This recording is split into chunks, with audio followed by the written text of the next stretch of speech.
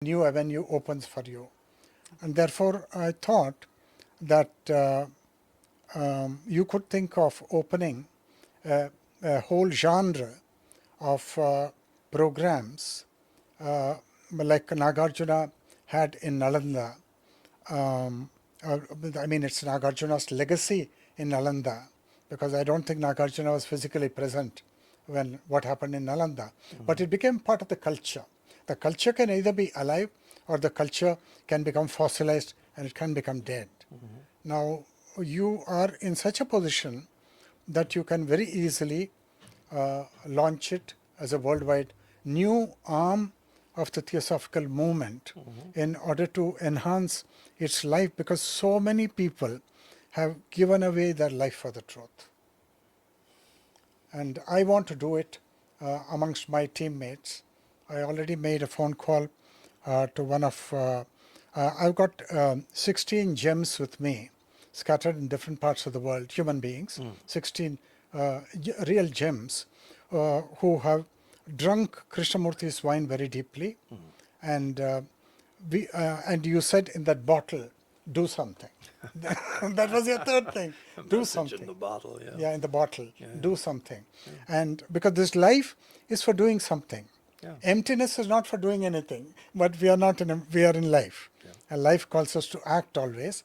So we have to do something. So can we do something like the hospice care, which is on the spiritual plane and which will help true seekers take an unusual step, get an unusual insight, because it is just a very small fillip that we are giving, and then they are on their own. And they will take off on their own. I think that's the requirement, because we can't be enforced, of course, but it can be a promoted. A promoting thing, yeah. Yeah, I think, I mean, one of the things that you're saying is about, again, the importance of this language thing. When we talk about practice. Yeah.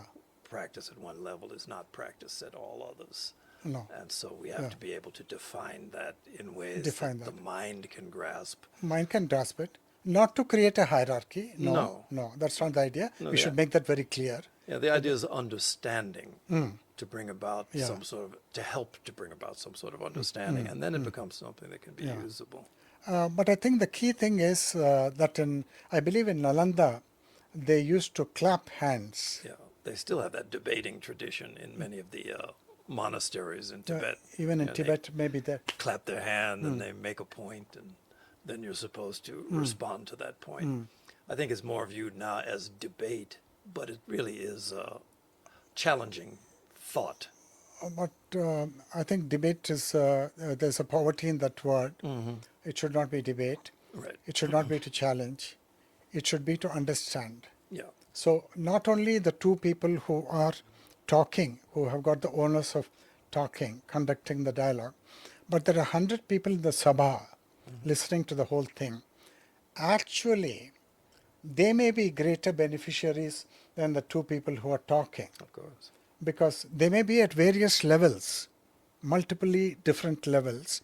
And as these two people are talking and challenging various approaches and various sutras basically, then a lot of people in the audience who are very interested, they're not disinterested, they're very interested, but they might get new insights.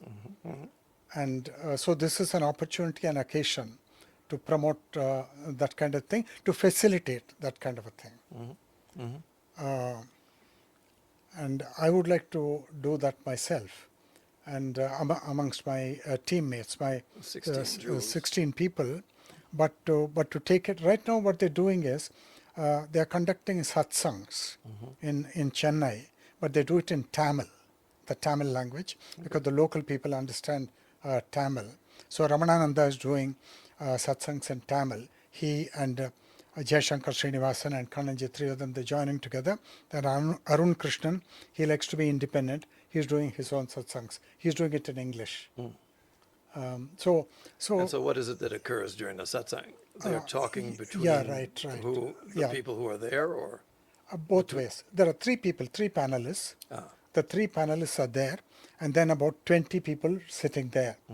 Now, the whole idea is to make them aware that there is a very troublesome energy called the self, which is in movement in consciousness and which is responsible for all the ills in one's personal life and all the ills in the family, in society, in politics, everywhere. Ultimately going to world wars. So make them aware of that self and awaken them to sorrow, encourage and inspire them to study sorrow, to observe sorrow without meddling into sorrow. And then showing them that if you do all of this without the interference of the self, then the coiled momentum of that sorrow will come to an end, which is what Krishnamurti has given to the world. But you have to do that. You've got to pay attention to that sorrow. I imagine there are many people who might resist delving into sorrow.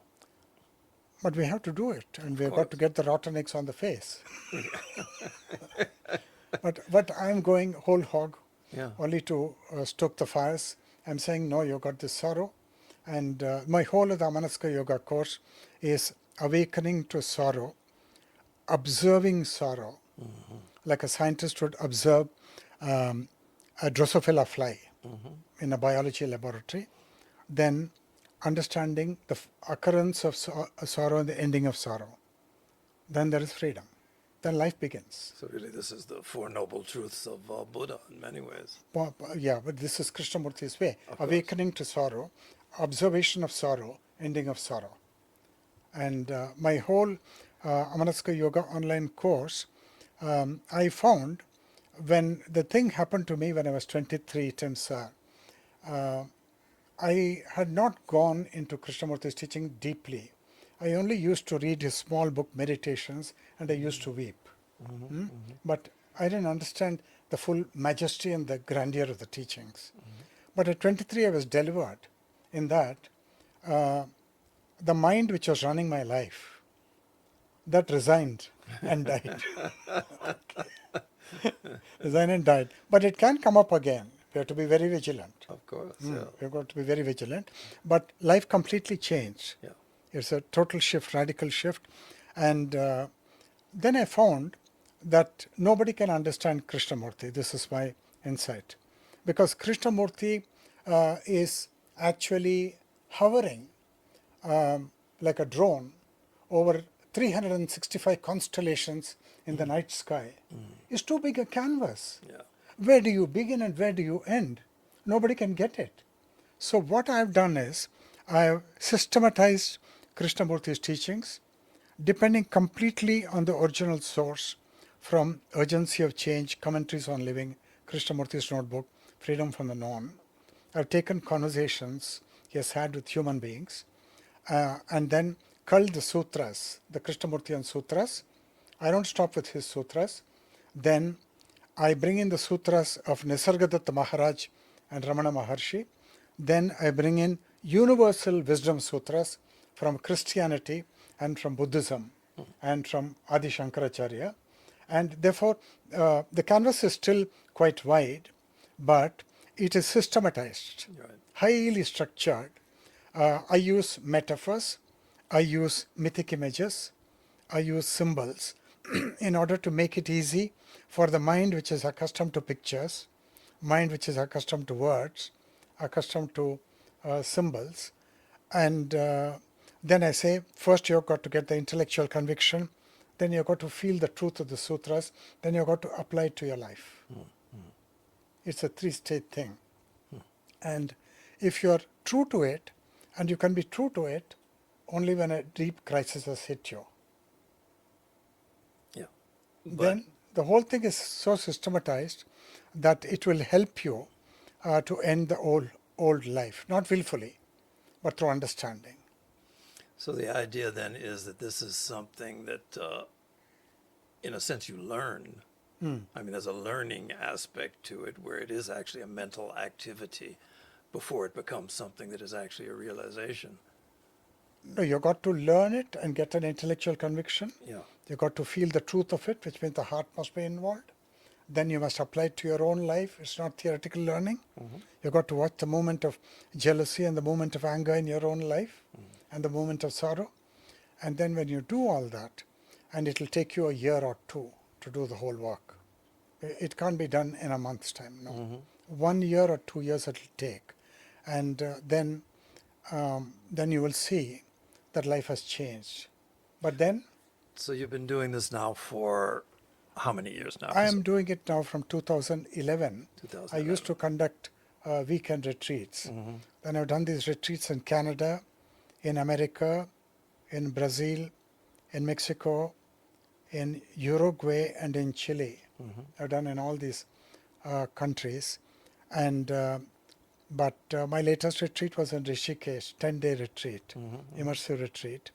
But to whom will it make sense? Well, see, that was my question. Now you have like 15 years of following up on this. What are you seeing? I see I've got this team of people, the 16 people, who got it, who got the whole thing. And this came from this from these retreats. Well, and these 15 people actually, they've known me for 30 years. Okay. They've known me when I was in the movement of my philosopher friend. I told you that my whole life shifted and that I came away from that. And but this work started in 2011. And now the course happened only in 2021 because I need to get a media man to help me do it. Sure. So I got that person in 2021. So the videos were shot in this room. I remember when you were doing it. Yeah, yeah. And now they've added subtitles and they made the whole course much more interesting. By the questions will come in between while you're studying. You can pause and you can reflect and become more learning centered. And So, I mean, the real question, I guess, are you seeing a shift in the people who have actually sincerely followed through? surely, surely. And the question is, if they had just taken up 1 or 2 books of Krishnamurti, and most of the people are taking 1 or 2 books of Krishnamurti and doing a peripheral study, I think they get nothing. Because one lady told us in Delhi that Krishnamurti's face is enough for me. I don't want to go to the teaching. Okay. Oh my God. It's So- a start. So there are a lot of people in the shallow waters, but these people have gone very deep into the thing. And one lady attended the Rishikesh retreat from Canada, and she does yoga for fertility clinic in Canada. And she does not use the in vitro fertilization method, but uses the Indian yoga techniques to bring about fertility. And she attended the Rishikesh retreat and she wanted to talk to me in a podcast, which I did. And she wants to, I said, let's go back to the Bible. Abraham and Sarah. Sarah conceived when she was 90.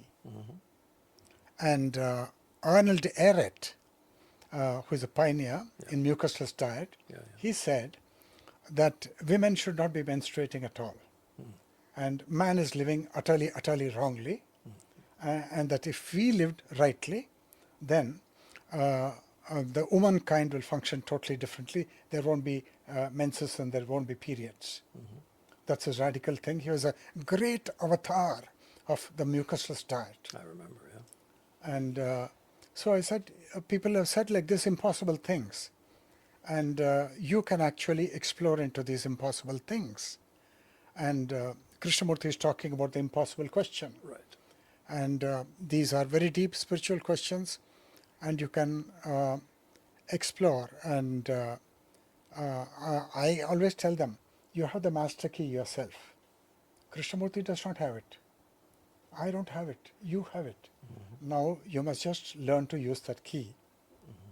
And Krishnamurti's teachings and the Samanaska Yoga course is only to bring home to you that you have the master key. And the master key is the emptiness. That appears to you very often in crisis moments. Yeah, correct. Yeah. It's not far away. Yeah, no, It's the next very crisis near is in very crisis close moments. always. Yeah. So that's the thing I'm actually doing. And I wanted to start this work when I was 33, but as I told you, it was not possible. There were obstacles. and finally it got started in 2011, and now it's taken more concrete shape. And now I'm doing the AI tutor for the course. So the tutor is at your beck and call. So as you're learning, it's at your beck and call, and that tutor will be a better teacher than any human teacher, because it is the Mahat, Right. And it's the supreme intelligence. It's not trained on extraneous thoughts No, either. Yeah. no. Now, is this the same as the immortal Krishnamurti, or is this No, it's a different type totally. okay? Immortal Krishnamurti ended in a roadblock because they said you don't have copyright from us, so you can't. So I'm not angry, but there's a roadblock. I'm standing there. It's okay. That's all right. It's okay. But this AI tutor for Amanaska Yoga and this AI tutor for Maitreya Jyotisha, my Jyotish course, we are building. I'm building with two mentors, AI technology mentors for me.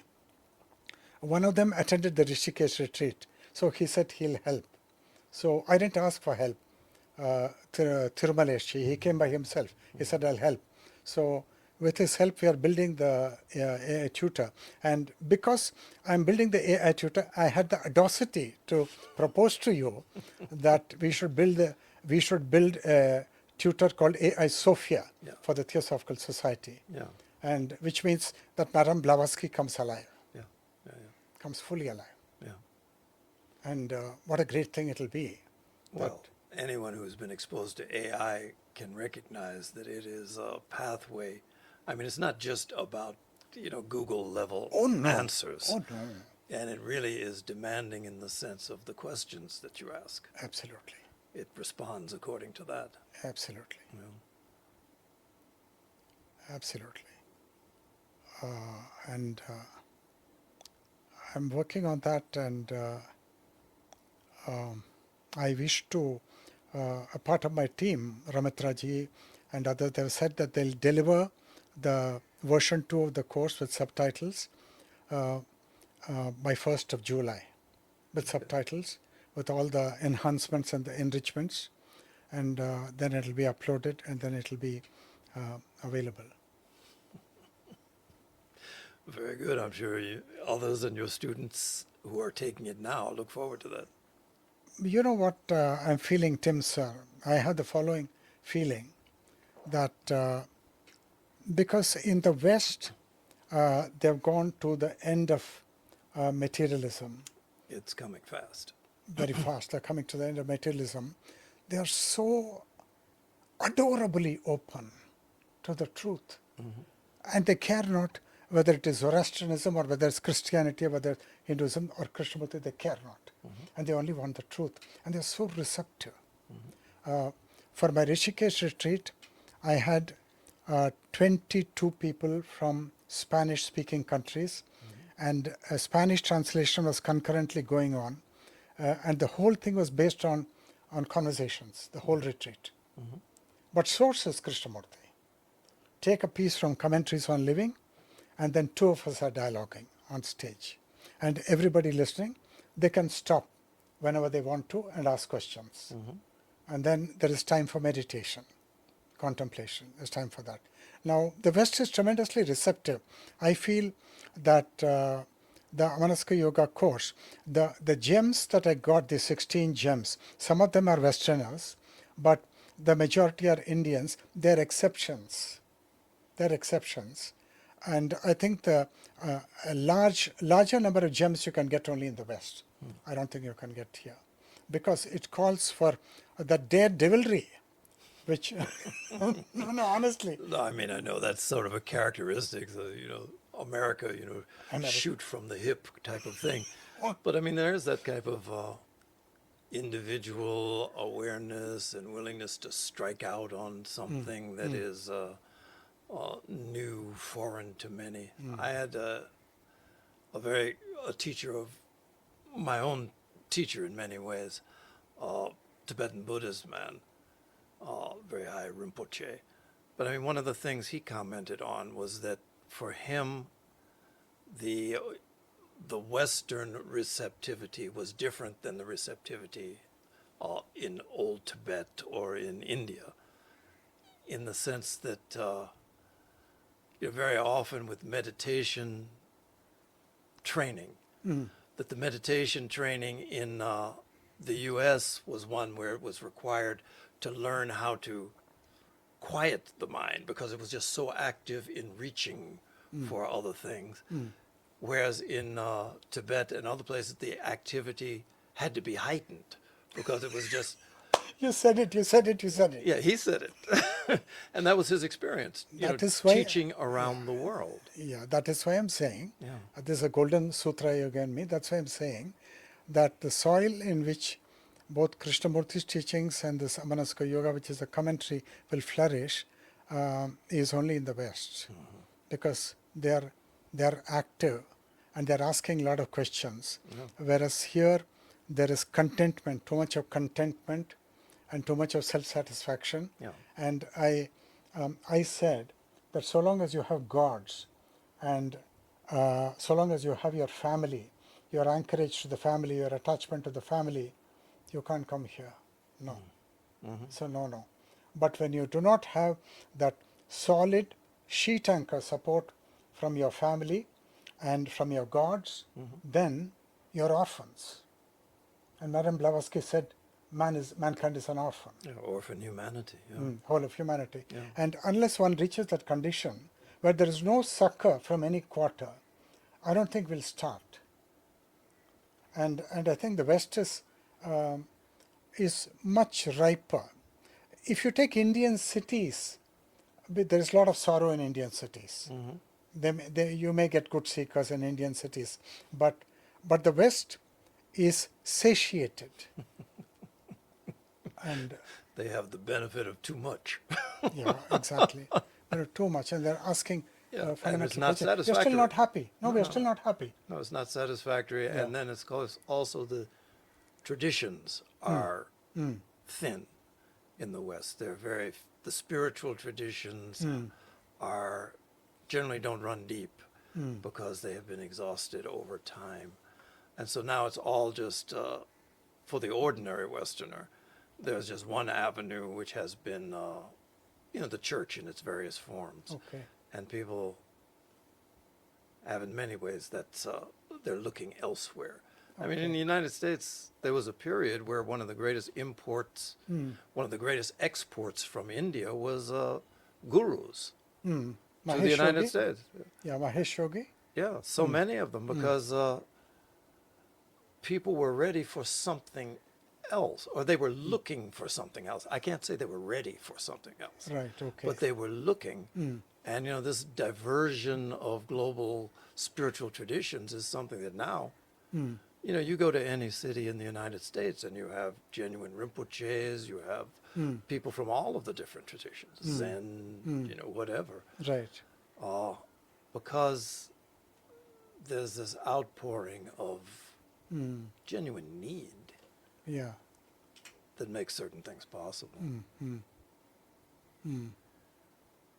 And with Krishnamurti, because it is so subtle and it is vast, you don't know where to begin and where to end. And but if you systematize it and structure it, then there will be intellectual conviction. There's a framework. There's a framework. You don't need to carry the framework home, but to get into it, you need the framework. Yeah. And then you can discard it. Like the Buddha said, when you cross over to the other side, don't take the boat on your head. No, you don't need it then. You don't need it. You throw it away. Carried around in case you think you need it in the future is a mistake. Yeah, right. Yeah. Tim, sir, I think I'm running into your time. I don't know what time it is. I want to say I'm very grateful to you for your time and your presence and for your kindness. And I wish to dialogue with you further, time permitting, at a later time when you come to India next time. And I hope I'll be able to present my course to you in the early July. Okay. Very good. Very good. Once again, thank you for Not at all. Not at all. for the invitation and for the openness that I have felt during our time together. No, I have to thank you, not the, not the other way around. You've got programs waiting for you. That never stops. That never stops, yeah. Right. That's right. Very So, good. so very grateful to you, Okay, thank you. and wishing you wonderful continued tenure in the Theosophical Society. I think you're doing marvelous, magnificent work, and you're not actually merely functioning as the head of the international organization, but you're functioning from freedom. I can see that. And We try. no, and namaste. Okay, Namaste. thank you.